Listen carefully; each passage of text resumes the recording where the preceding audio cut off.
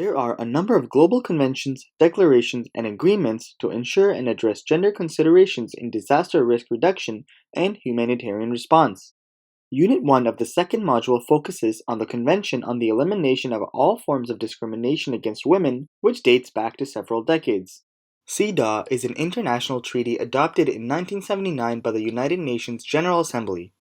Described as an international bill of rights for women, it has been ratified by 189 states. CEDAW is a global human rights treaty that should be incorporated into national law as the highest standard for women's rights. It requires the UN member states that have ratified it to set in place mechanisms to fully realize women's rights. Countries that have ratified or acceded to the convention are legally bound to put its provisions into practice. They are also committed to submit national reports, at least every 4 years, on measures they have taken to comply with their treaty obligations. CEDAW promotes and protects women's human rights at all stages of climate change and disaster prevention, mitigation, response, recovery, and adaptation. It emphasizes 3 key general principles as fundamental to ensuring that all interventions related to disaster risk reduction in the context of climate change are implemented in accordance with the Convention. These include equality and non-discrimination, participation, empowerment, and accountability, as well as access to justice. Taking into account the significant challenges and opportunities for the realization of women's human rights presented by climate change and disaster risk, CEDAW decided to provide specific guidance on the implementation of obligations related to disaster risk reduction and climate change under the Convention. The specific guideline issued through the Draft General Recommendation No. 37 on gender-related dimensions of disaster risk reduction in the context of climate change dated 2018 is founded on the observations that women, girls, men and boys are affected differently by climate change and disasters, with many women and girls experiencing greater risk, burdens, and impacts. Situations of crisis exacerbate pre-existing gender inequalities and also compound intersecting forms of discrimination against women living in poverty, Indigenous women, women belonging to ethnic, racial, religious, and sexual minorities, women with disabilities, women refugees and asylum seekers, internally displaced, stateless and migrant women, rural women, single women, adolescent, and older women, who are often affected disproportionately compared to men or other women.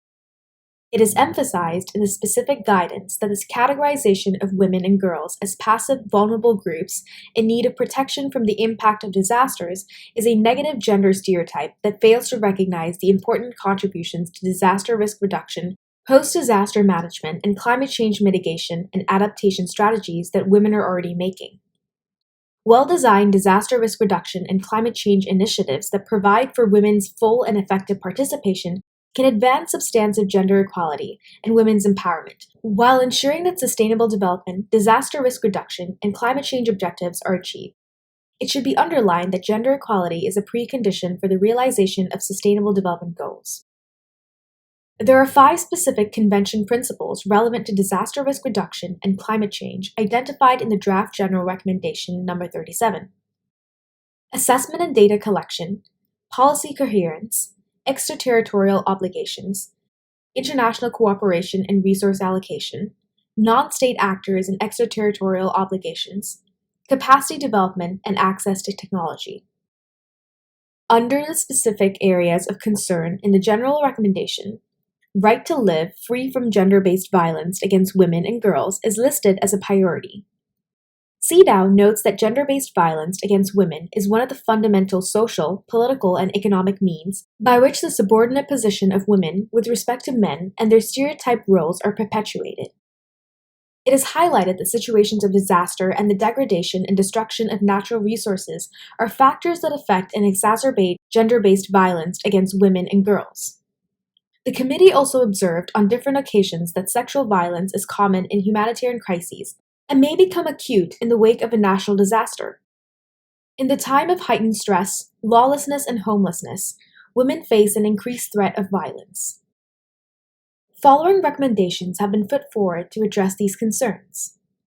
1. Develop policies and programs to address existing and new factors for gender-based violence against women, including domestic violence, sexual violence, economic violence, human trafficking, and forced marriage, within the context of disaster risk reduction and climate change, and promote women's participation and leadership in their development. 2. Provide accessible, confidential, supportive, and effective mechanisms for all women wishing to report gender-based violence. 3. Develop, in partnership with a wide range of stakeholders, including women's associations, a system of regular monitoring and evaluation of interventions designed to prevent and respond to gender-based violence against women within disaster risk reduction and climate change programs. 4. Provide training, sensitization, and awareness raising for authorities, emergency service workers, and other groups on different forms of gender-based violence that are prevalent in situations of disaster and how to prevent and address these. 5. Adopt long-term policies and strategies to address the root causes of gender-based violence against women in disasters, including by engaging with men and boys, the media, traditional and religious leaders, and educational institutions to identify and eliminate social and cultural stereotypes concerning the status of women.